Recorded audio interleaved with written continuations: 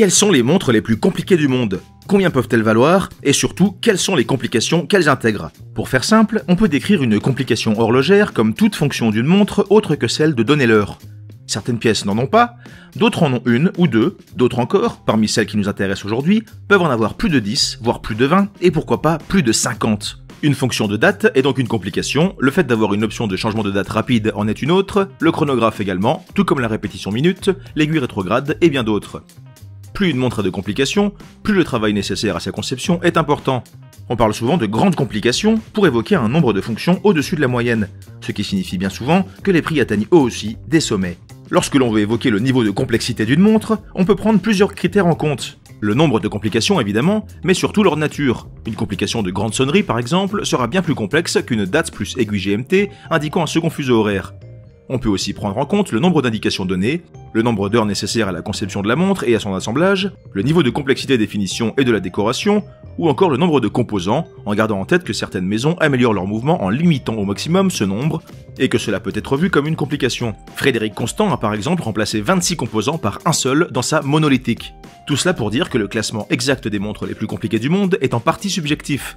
Cela peut dépendre de votre définition d'une montre compliquée, même si certaines mettent tout le monde d'accord. Alors quelles sont les montres considérées comme les plus compliquées du secteur? Aujourd'hui, lecalibre.com vous présente une sélection de 5 montres bracelets qui font clairement partie du haut du tableau en termes de complexité, plus un bonus. On va commencer en parlant de 2 Patek Philippe très impressionnantes et d'une Vacheron Constantin anniversaire, puis on se penchera sur une Jaeger-LeCoultre et une Franck Muller, avant de finir avec la pièce qui met tout le monde d'accord en termes de nombre de complications.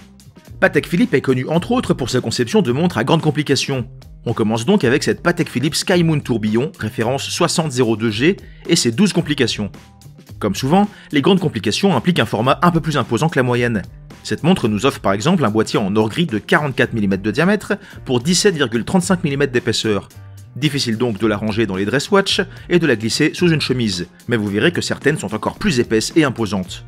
Le boîtier de cette Sky Moon a bénéficié d'une impressionnante décoration entièrement gravée à la main jusqu'à ses 2 couronnes à 2h et 4h. Ce n'est pas considéré comme une complication à proprement dit, mais c'est tout de même important de le souligner, tout comme le travail d'orfèvre sur le cadran noir en émail, cloisonné et champ levé. On en profite pour rappeler que le champ levé est une technique consistant à creuser une matière puis à y déverser une autre matière, en l'occurrence de l'émail, et que le terme cloisonné fait référence au fait de placer un fil d'or séparant les différents compartiments ainsi creusés. À l'intérieur de cette imposante œuvre d'art, on découvre l'incroyable calibre RTO27 QR SID LUCL, fait de 705 composants. Il s'agit d'un calibre à remontage manuel doté d'un tourbillon qui permet d'entraîner les 2 faces de la montre. Sur son recto, on découvre un quantième perpétuel avec indication de la date par aiguille rétrograde centrale que l'on peut lire sur l'échelle en périphérie du cadran noir en émail. Dans un guichet à 12 heures, on découvre le cycle des années bissextiles en chiffres romains. Le mois en cours se trouve dans un guichet à 3 heures et le jour de la semaine dans un 3e guichet à 9 heures. À 6 heures, on découvre un bel indicateur de phase de lune. Les 2 autres aiguilles centrales, classiques, indiquent l'heure légale, autrement dit le temps solaire moyen. À 9 heures, sur l'extérieur du boîtier, se trouve un levier qui permet de lancer la complication de répétition minute, qui va donc faire sonner la montre pour vous indiquer l'heure de manière sonore. Au verso de la montre, des aiguilles centrales indiquent l'heure sidérale. Le cadran est composé d'une carte mobile de la voûte étoilée, sur lequel on peut lire les phases et les mouvements angulaires de la Lune. Des instructions de réglage très précises sont disponibles dans le mode d'emploi du garde-temps. Tout a été simplifié au maximum, mais il faut tout de même s'accrocher pour comprendre et tout faire dans le bon ordre. Le tout est monté sur un beau bracelet noir brillant en alligator à écailles carrées cousu main, doté d'une boucle déployante ayant elle aussi bénéficié de gravures à la main. Le boîtier est protégé contre l'humidité et la poussière, mais n'est pas étanche, mais avec un prix aux alentours d'1,5 million d'euros, vous ne pensiez pas la garder pour vous laver les mains, si? Et si vous trouvez ça cher, attendez de voir la suite. Petit détour chez Vacheron Constantin avec cette pièce unique anniversaire, la référence 80250 Tour de Lille, sortie en 2005, pour fêter les 250 ans de la marque, dont les origines remontent donc à 1755. Une montre au boîtier de 47 mm en or rose 18 carats à 2 faces, faite de plus de 830 composants. Elle offre 16 complications, incluant entre autres un calendrier perpétuel avec phase de lune, un calendrier annuel céleste, un tourbillon, une indication de lever et de coucher du soleil, une équation du temps, un second fuseau horaire avec indicateur jour-nuit, une répétition minute, une représentation du ciel étoilé, le tout avec une réserve de marche de 58 heures. Une belle prouesse pour Vacheron, dont nous reparlerons plus tard pour une pièce qui a secoué le secteur. Il s'agit d'une édition limitée à 8 exemplaires, un reste en la propriété de la marque et 7 vendus au public, dont une seule avec un cadran noir guilloché, ce qui fait de la pièce en question une pièce unique, vendue pour la première fois en 2005 à plus d'1 700 000 € aux enchères. Elle a réapparu début 2021 dans une nouvelle vente aux enchères, mais elle est absente du résumé de la vente. On revient chez Patek Philippe avec l'incroyable Grandmaster Chime 6300G et ses 20 complications. On l'avait évoqué dans notre vidéo à propos des montres des rappeurs, puisqu'on l'avait spoté au poignet du gigantesque Jay-Z lors de la célébration des 50 ans de son ami Puff Daddy. Si cela vous intéresse, le lien est en description. La 6300G est l'évolution de la référence 5175 et est considérée par la marque elle-même comme la montre bracelet la plus compliquée jamais produite par Patek Philippe. Il s'agit encore une fois d'une montre à deux faces, réversible, qui change complètement de style selon l'envie de son porteur. Elle a fait l'objet de 6 nouveaux brevets déposés par la marque et elle a nécessité plus de 100 000 heures de travail lorsque l'on compte le développement, la fabrication et l'assemblage. C'est le calibre 300 GS-AL 36750 QIS FUS IRM à remontage manuel qui l'entraîne et qui, grâce à ses 1366 composants, fait fonctionner les 20 complications. Parmi celles-ci, on trouve 5 fonctions sonores, dont 2 qui sont considérées comme des premières mondiales, une alarme programmable et une répétition de la date. Et oui, cette montre, en plus de vous indiquer l'heure exacte avec des complications de grandes et petites sonneries, vous indique aussi la date de manière sonore. At the center of the crown. The combination of grand and petite sonnerie and minute repetition has always been considered the ultimate striking complication in watchmaking, until now.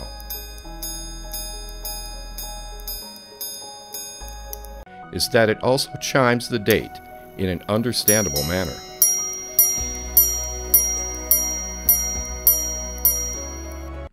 À cela viennent s'ajouter un second fuseau horaire avec son propre indicateur jour-nuit, des indicateurs de réserve de marche pour le mouvement et pour la sonnerie, un indicateur de position de la couronne et un autre renseignant sur le type de sonnerie sélectionnée, et j'en passe. Au verso, on retrouve un quantième perpétuel, une indication de l'année par 4 chiffres dans un guichet au centre du cadran, un indicateur du cycle des années bissextiles, un sous-cadran auxiliaire sur 24 heures avec minutes, etc.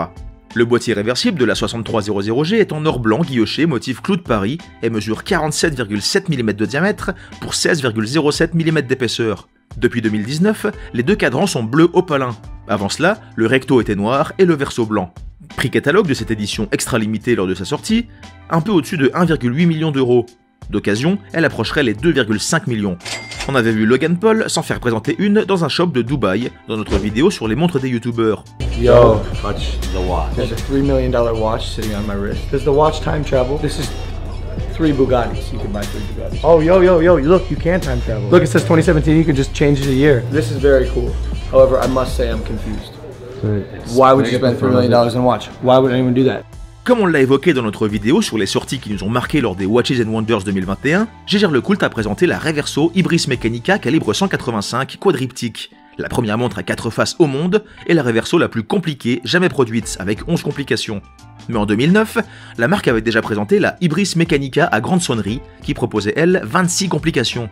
C'était le résultat de 5 ans de travail et d'environ 15 dépôts de brevets. Parmi ces complications, on retrouve une heure sautante affichée de manière digitale, une minute sautante elle aussi, un calendrier perpétuel instantané avec affichage du jour et du mois par indicateur rétrograde et de la date par aiguille rétrograde également, un affichage des années bissextiles, une grande et une petite sonnerie avec un mode silence, utilisant le carillon Westminster à la mélodie si caractéristique rendue célèbre notamment par Big Ben,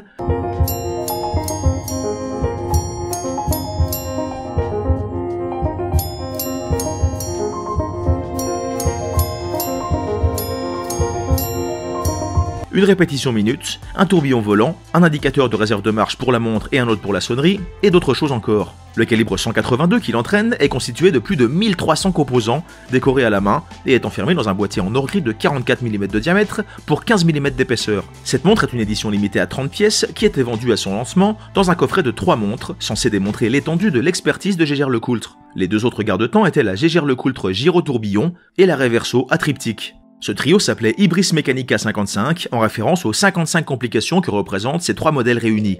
Il annonçait un prix catalogue un peu au-dessus de 2 millions d'euros. Avant de passer à celle qui met tout le monde d'accord, on découvre tout de suite la Franck Muller la plus compliquée jamais produite. Présentée fin 2009, la Franck Muller Aeternitas Mega 4 est considérée par beaucoup comme la montre bracelet la plus compliquée du monde, avec 36 complications et 1483 composants, entièrement produits en interne par la marque qui siège à Genève. La montre offre 23 indications différentes grâce à 18 aiguilles et 5 disques. Son calibre maison contient 99 rubis et 91 roues crantées, et elle est équipée de 7 boutons poussoirs.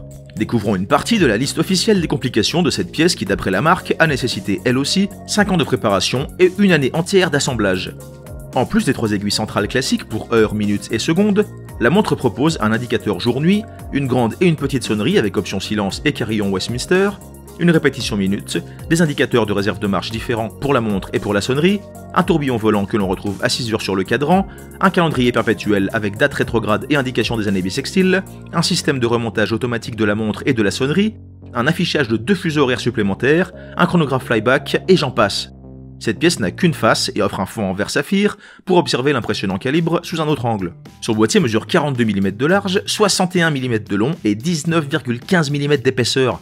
Elle est donc très loin de passer inaperçue.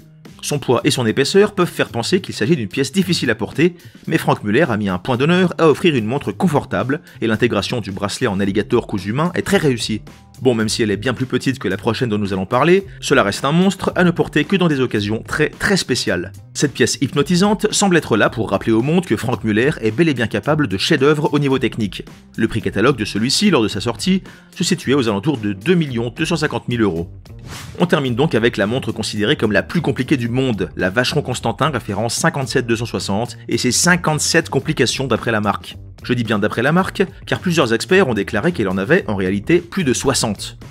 Quoi qu'il en soit, plusieurs de ces complications sont des premières dans le monde de l'horlogerie. Plus de 10 nouveaux brevets ont été déposés sur cette pièce incroyable, elle pèse 957 grammes et est constituée de 2826 composants, dont 242 rubis. Elle a 31 aiguilles et a nécessité 8 ans de travail acharné. C'est une pièce unique, absolument inestimable. Autre anecdote, la montre fut entièrement conçue à la main par 3 horlogers, dont 2 frères. Chacun des presque 3000 composants de la montre est donc fait maison, incluant le balancier spirale, ce qui est une première pour la marque. Il s'agit à nouveau d'une montre à 2 faces, et la boîte dans laquelle la pièce est entreposée est équipée d'un fond en miroir, de manière à pouvoir, si on le désire, observer les 2 faces en même temps. Pour évoquer rapidement quelques détails, sans devenir trop technique, on peut parler du recto de la montre. En plus du calendrier hébraïque, sur lequel on reviendra rapidement, on y découvre entre autres un affichage de l'heure semblable à celui d'un régulateur, avec donc une aiguille centrale pour les minutes, alors que celle des heures est dans un sous-cadran à 3 heures, même sous-cadran qui indique l'âge et la phase de la lune. C'est également sur ce recto que l'on a la fonction de chronographe à rattrapante au 5e de seconde d'un nouveau genre. Les 2 aiguilles des secondes de ce chronographe sont des aiguilles rétrogrades évoluant chacune sur une échelle séparée, une sur la droite du cadran et l'autre sur la gauche. Vacheron appelle cela un système de chronographe à rattrapante détaché. C'est aussi sur cette face que l'on trouve les informations concernant la répétition minute, la grande et la petite sonnerie, ainsi que l'alarme. La grande sonnerie a d'ailleurs une fonction spéciale qui permet de ne pas sonner entre 22h et 8h, heure choisie par le millionnaire anonyme qui a commandé cette pièce hors norme. Pour le reste, sa commande était assez simple.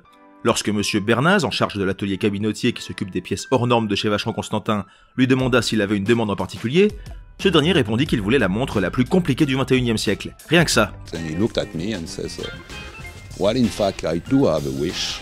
I say, what is it? He said, well, I would like you to make for me the most complicated watch of the 21st century. I say, ok. À la base, la demande parlait de 36 complications au minimum, chiffre largement dépassé ici. Dans un deuxième temps, le client en question a fait la demande d'une complication encore inédite dans l'horlogerie, un calendrier hébraïque perpétuel. Il s'agit d'un calendrier lunisolaire composé d'années solaires, de mois lunaires et de semaines de 7 jours commençant par le dimanche et se terminant le samedi, jour du Shabbat dans la religion juive. Au verso, à 6 heures, on découvre un tourbillon qui mesure 3 fois la taille d'un tourbillon classique, mais qui ne pèse qu'un tiers de son poids. On a également accès à plusieurs complications astronomiques et astrologiques d'une complexité hors norme. Bref, la montre mériterait largement une vidéo à elle seule, dites-nous en commentaire si ça vous intéresserait. Pour finir, vous souvenez-vous lorsque nous disions que les montres très compliquées se trouvaient souvent dans des boîtiers imposants? Cette 57-260 a un boîtier en or blanc de 98 mm de diamètre pour 50,55 mm d'épaisseur.